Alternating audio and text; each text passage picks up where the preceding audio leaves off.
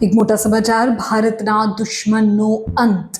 પાક અધિકૃત કાશ્મીરમાં આતંકી હમઝા બુરહાનની ગોળીમારી કરાઈ હત્યા મોટા સમાચાર અત્યારે સામે આવી રહ્યા છે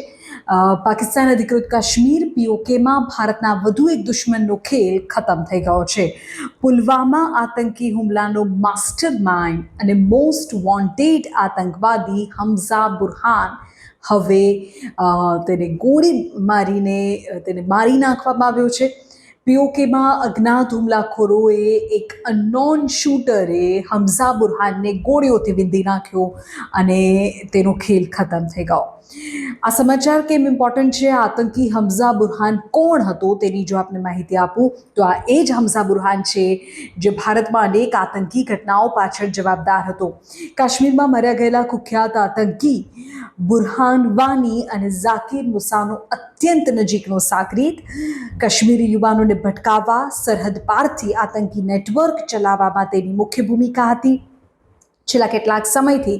પાકિસ્તાન અને પીઓકેમાં ભારતના મોસ્ટ વોન્ટેડ આતંકીઓ એક પછી એક અજ્ઞાત હુમલાખોર અનનોન